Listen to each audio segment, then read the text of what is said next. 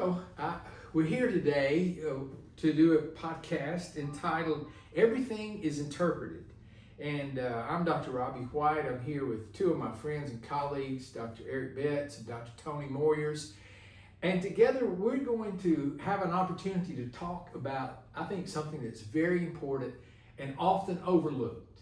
And that is when you read the Bible and try to interpret it, we all know that we need to go and historically deal with the text. And that we also recognize that, as we've done in other podcasts, the literary aspect of a text, very important. It matters what kind of text this is. But today, we're going to talk about the cultural impact and our understanding itself and what we bring to the text and how that shapes our reading and interpreting of the text. So, historically, we all know you have to try to go back as close as you can, understand the context of when the text was written, and the literary aspect the same. But culturally, what we're talking about is now coming back to our time, our life, our experiences, and how that shapes our reading and interpreting. And it does shape it, doesn't it? Yeah, I think we start with the text. Right. And one New Testament scholar said it's like we start with trying to find out what the text meant to the original audience. Right. And then we try to determine, okay, given our own context, what does that mean for us? Mm-hmm. In a sense, I guess what we're trying to do is to recontextualize the text, or putting it in. We have the primary context, which when Paul was writing letters to the Corinthian church, he was writing to the Corinthian church. He wasn't writing to us, today. And so we have to say, okay, we want to understand what was the message to them, and then does that message have any resonance for us today? Does it fit within our specific context, our specific communities? And that matters. And how we do that matters, right? Yes. Or else we end up imposing rules and regulations on each other that have no relevance to our time. And when you mention Paul's letter, in some ways we're reading someone else's mail in some ways, and yet still hear something relevant for our times. How does that work? How does that happen? Well, one quick thing, and then I'm going to No, it's conversation. But, we've talked all along earlier about starting with the text and not reading our viewpoints into the text. Right. But I think we have to acknowledge up front that it's impossible for us to be completely neutral and objective. We come to the text with interest. What we have to be careful about is trying to impose our interest on the text. That's so good. And let it speak to us, because sometimes we might not like what we hear in the text. So we can't just make it fit what we want. It's a good point. Very good point.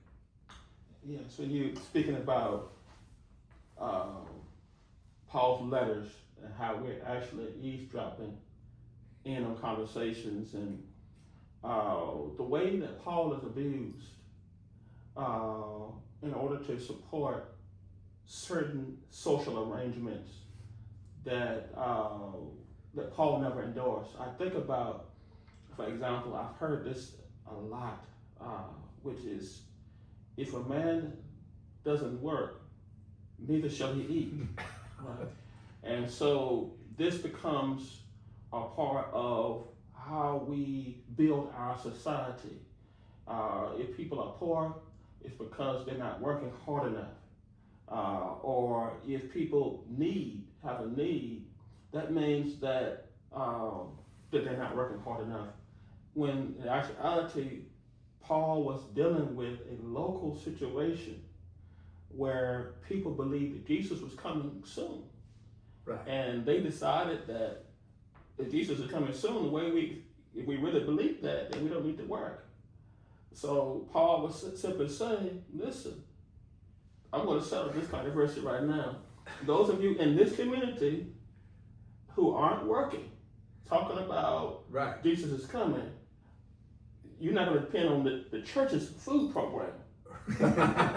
Right. He's not saying that this is a policy Right. that if people in our community have a need, we should find out how many hours they're working, or Right. assuming that that they're not working hard enough, or that they don't want to work, or they're not looking for a job, and it's their fault because they're not able to eat. Right. And so we will pull that text from Paul, but then ignore the text in James where he says, if your brother needs some food, Right. give it to him. Right. If he is naked, give him some clothes. Right. There's no qualifier there. Right. He just says, give it to them. What you're saying, Eric, reminds me that no text is written in a vacuum, and no text is read or interpreted in a vacuum.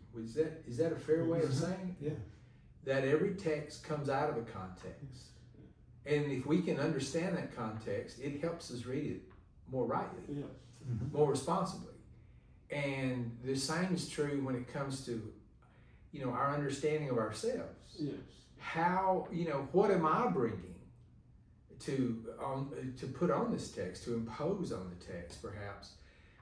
How am I reading it and interpreting it? How does my experience shape that? I need to at least be aware of it in the reading of the text.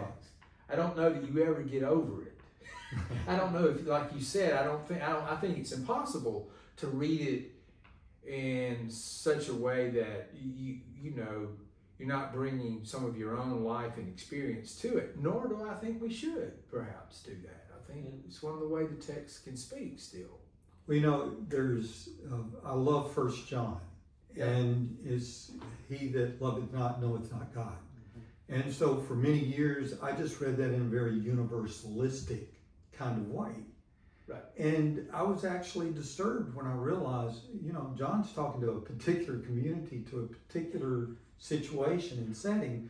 Now, still, you want to, Right. hopefully that's a statement that applies, but we have to take that context seriously. Yeah, that's What- right. What was he saying to them? Yeah. The text we gravitate towards says more about us than the text itself. That's so true. If you are living at the top of a social hierarchy, Romans 13 sounds really good to you. You're right. Obey the government, You're right. obey the authorities.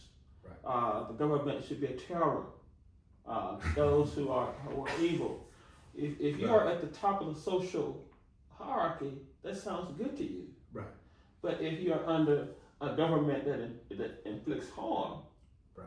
that's not a text that you would gravitate towards. And let's just look at it. For example, Esau McCauley writes a book. He's from Wheaton, and he talks about how people use this to interpret policing. Just do what the police say, because the Bible says obey Right. the authorities, and the government is a terror to those who are evil. But he talks about his experience, and let's say, for example, as an African American, if you are pulled over by the police, you may be completely innocent, Right. but you're terrorized Right. at the same time because of the trauma that the history of the relationship. So, but he says that the Bible is not divided into chapters when it was originally written. Right. That it's one letter. Mm-hmm. Just a few chapters before, there is Romans 9 that talks about Pharaoh and God judging Pharaoh and God using Moses to confront Pharaoh, who was the government. Now, if we apply Romans 13 to Moses, then Moses should have just submitted to what Pharaoh said from the very beginning. It's a good point. So Eric. it's we gravitate towards certain texts to uphold certain social arrangements and ignore those texts that speak to us about a better world. Yes, and we often do that to support our own position. Yes. right? Yes. With the Bible. You remind me of an example from the Bible itself. You know, in the book of Amos, what you were saying and telling something you said reminded me of this. Sometimes the way we read the Bible and interpret a text has to do with perhaps where we are standing. Amaziah in the book of Amos was the priest. He was the priest of the court. He was on the king's payroll. He was inside the system. And Amos came. He was outside the system as a prophet. Yes. His words were, hard. You read Amos, economic injustice, social. You go down the line, Amos is going to point out what's happening even with their worship. To the point that Amaziah, the priest, tells Amos to go back home. He don't want that kind of preaching to happen, that the king won't like it. And so you've got that tension that exists, but it's a good example, I think, of where are you standing as you read the text and understand it, and how hard it is to even maybe acknowledge that that's shaping your reading of the text. Well, if you believe in social justice and those are things close to you, then Amos is a godsend. You're right. He brought us a very important message. If you're on the other end of the spectrum, then like I said, Romans that chapter is a very good kind of gives you that we're supposed to obey the government and not challenge authority. Also, it kind of points to why context is important, because Paul was not a part of a independent country. He was a part of the Roman Empire. So it wasn't like America, where Christians today were living in a land where there's a foreign rule, that kind of thing. Democracy. Yeah. Whereas in Israel it's very different because they had their own country. And so to speak out, you were speaking out against your own country or your own state. So different contexts do help to make sense of those texts better. You're right. And yet here we are, 2026, and the whole idea of, even with nationalism, and how patriotism has become, the badge of patriotism is used to read and interpret certain passages to prop up and endorse power and the structure of power through politics and just socially, in ways that quite honestly would do violence to the text, to the intention of the text. How is that happening? Why are we in this moment? Is it because we're overlooking this aspect of interpreting, that we aren't acknowledging that culturally, it's one thing to read the Bible, but to read and interpret it, they're not all equal, are they? Not all interpretations are equal. Would that be fair to say? That there is a responsible way of reading a text, and then there are ways that are, quite honestly, can do damage, both to individuals and to the text itself. Yes. Reading from a place of love, if you really want to attach yourself to Paul's writings, he says, knowledge puffs up, but love builds up. Reading from a place of love. I think you mentioned about nationalism. Yeah.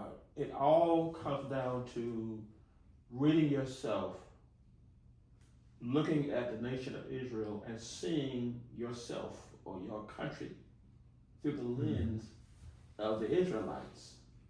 Right. And this is the foundation of nationalism. It didn't start in the United States. It goes back to the divine right of kings, the doctrine of discovery, manifest destiny. Right. And it is all collided today with nationalism, Christian nationalism, believing that the belief that the United States has a special role in the world ordained by God, and that Christians have a role in upholding upholding the values of Jesus. Right. But the thing about nationalism is that there's more than one version of Christianity. Nationalism seems to always cater to the white evangelical Protestant model.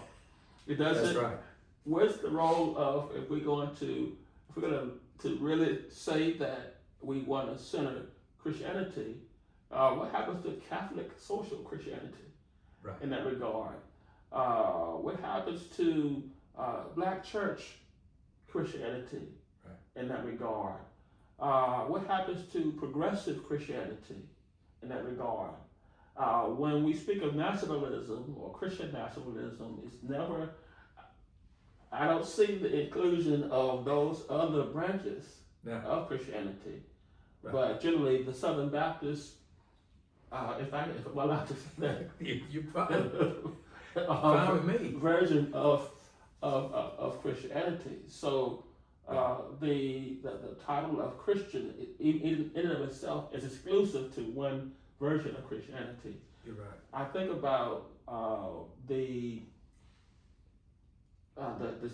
issue going on in Texas right now, where they say that by 2030 they want to have a law where every child in Texas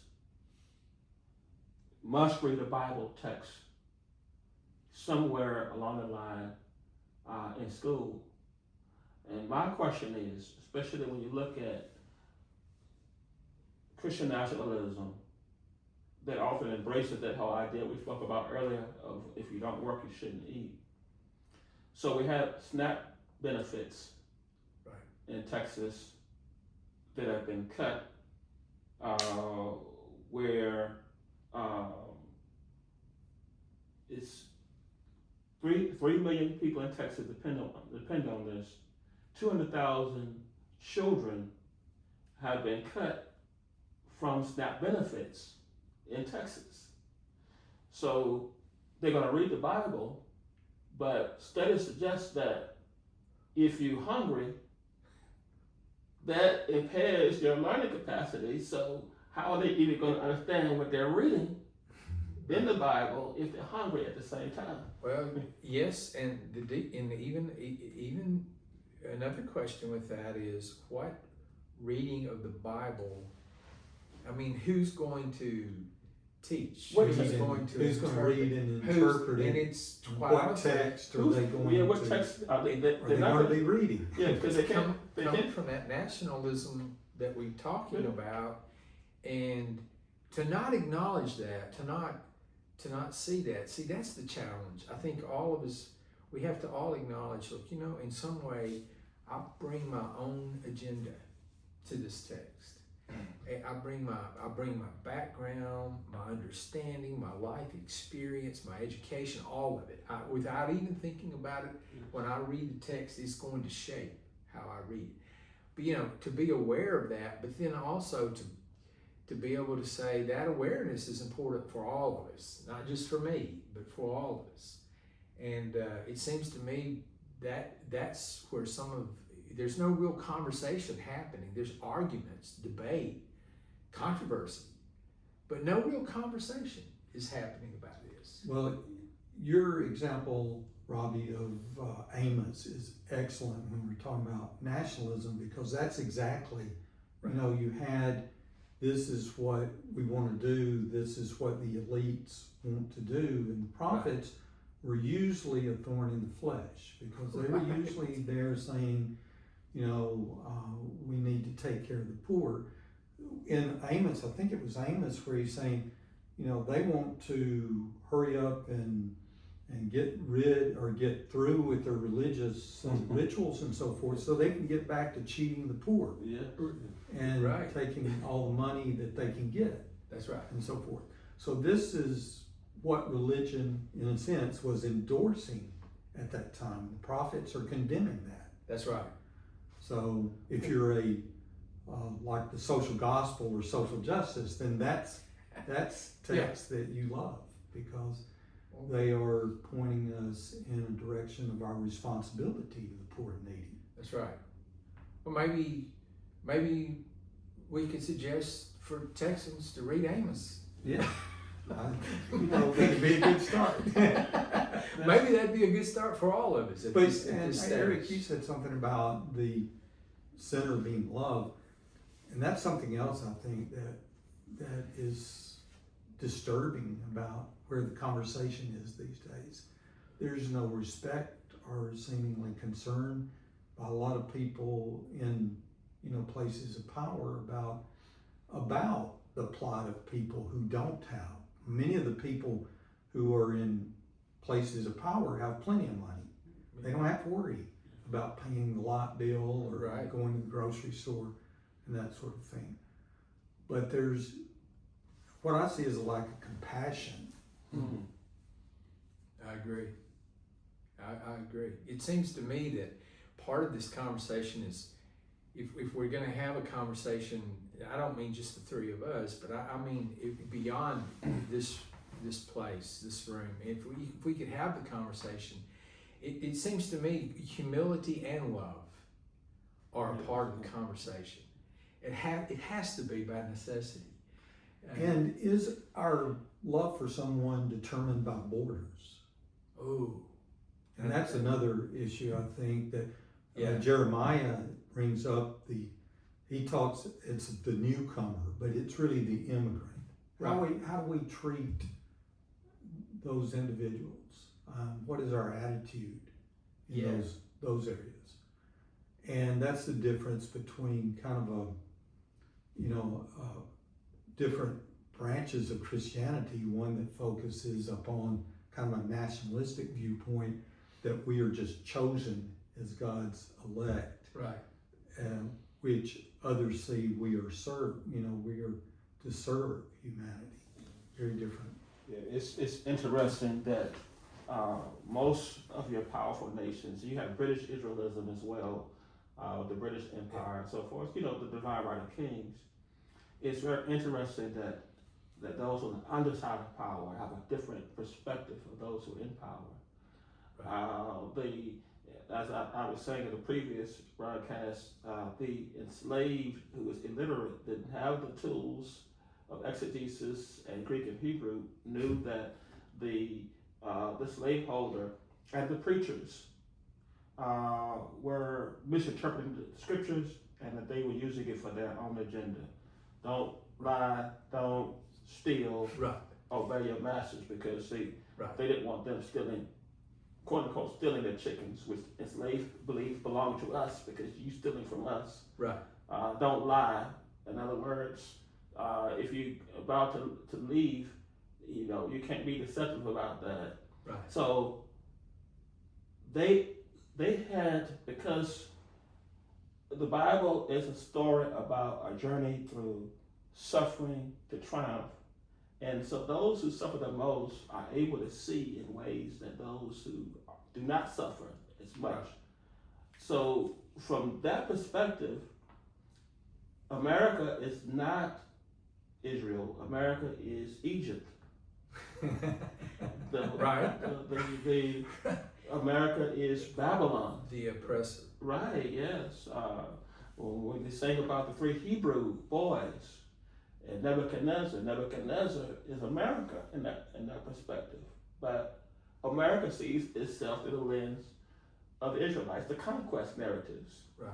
for example, are used to conquer the Cherokee, to undergird Manifest Destiny, the Apache, the Blackfoot, and so forth. So the conquest in the American consciousness is that we were ordained to conquer. However, the Israelites, if we study the Israelites, their perspective is we are the ones who are oppressed. So when we speak about the walls of Jericho coming down, this is not a powerful nation bringing down a weaker people. Right. This is a people who are suffering, who are overthrowing those who are oppressing them. The story of Gideon. That's why the enslaved gravitated towards the study of Gideon. Daniel and the lion's den and so forth, because it's a story about how those who are oppressed overcome. So I get encouragement from that.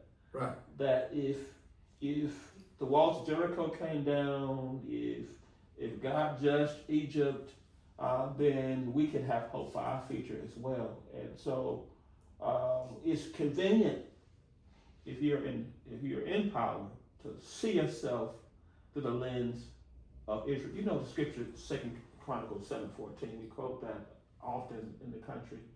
If my people, which are called by my name, shall humble themselves and pray and seek my face. And when the American sees my people, they're thinking about themselves. And heal their land, they're thinking about the American land. Right. You're right. You're right. It's good. It's a good word. It reminds me that depending on where you are and where you stand, shapes not only how you read and interpret it, but maybe how you hear the text. How you hear it depends in some degree as to where you are. And get back to Romans, is it 18 or 13? 13. Yes. When Paul's talking about obeying the authorities, he's basically advocating a viewpoint of being able to survive the Christian community, Yes. because they certainly could not stand up against the Roman Empire. They would have been crushed. They had no rights, yeah. Yeah, so, and I think he nuances that in a particular way as well. So, I agree. Authority should be just, not just, Yes. and that sort of thing. So, I think that's important when we interpret that, and when we say what is the context. So, if we're speaking of Romans, it's not just that particular passage, but how does it speak within the larger context to the letter to the Romans? That's exactly right. Again, I'm reminded that this is all of it. You can't say, well, we're going to interpret the Bible culturally, but let's forget about the historical aspect of the text or the literary aspect. No, all of this goes together. They each have their own gift to bring in the reading and interpreting, but we need all of them to do this in a way that's responsible. Is that fair to say? I think so. And it's very complex at times when you're dealing with cultural, and you're trying to take the text seriously, because the text came from a different culture, different set of values, principles, and so forth than what we live in our modern times. So if we want to talk about issues related to gay rights and things like that, right, it's a very different conversation. We have to understand it from that point of view. What kind of principles can we take from that might apply to our modern discussion? But it seems like one thing would be, people have different views, different opinions, but the one thing is we are not necessarily the judge over, these things, that authority doesn't belong to us. It goes back to me for the sense of, I think one of you said compassion and love, that most of us, and I think Eric, you said this, that our favorite passage may say it says more about who we are than, but at the heart of it, it seems to me that even Jesus, for Christians, if you're going to follow that example, then it seems to me, how do you not read the text through the lens of compassion and love, and claim to be a follower of the rabbi from Nazareth who himself taught that this is the way to live?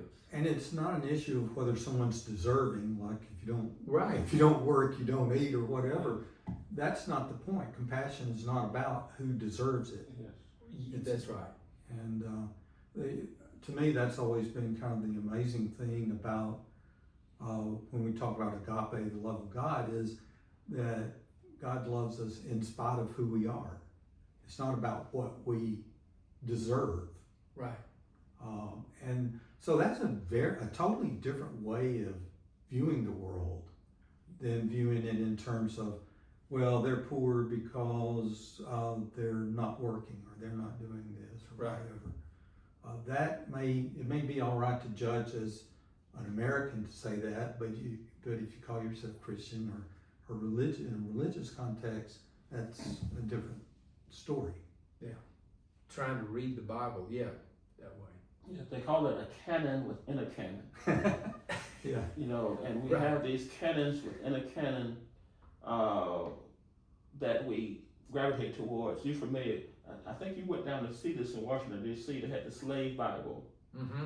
and the did. Slave Bible is where if someone was to preach or to read the Bible, this was done out of generosity. Right. That you could, let me put it this way, they took out all the passages that refer to liberation, Right. freedom, Right. human dignity. They took out all of those texts and gave them that Bible That's to right. preach from. So it's a canon within a canon. That we gravitate toward, and we have to ask ourselves as we're reading, what is it that's causing me to gravitate toward these particular texts? So Right. our reading should not just be informational; it should be formational. Right. What are the scriptures, generally speaking, calling me to become? What is it calling me to do? Is there any harm? What harms can grow out of this particular interpretation of scripture? My goodness, if that one question were asked by all of us, a lot of the world problems would go away, wouldn't it? Like, how might this cause harm to someone else? Well, Elizabeth Fiorenza, I think she's a Catholic biblical scholar, Yep. and a feminist critic, talks about that. She talks about like a guiding hermeneutical principle. So it is, Yeah. we recognize that there are texts and so forth that may claim we've said before, the Bible doesn't speak with one voice. There are many different texts and many different voices.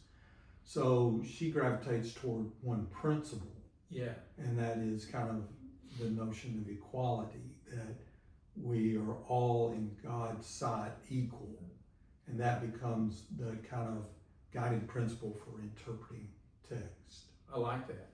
And that thought in and of itself eliminates the idea of nationalism Yes. or Christian nationalism, because that means that the Muslim is equal to me, the Buddhist is equal to me, That's right. the secularist, we are all equal.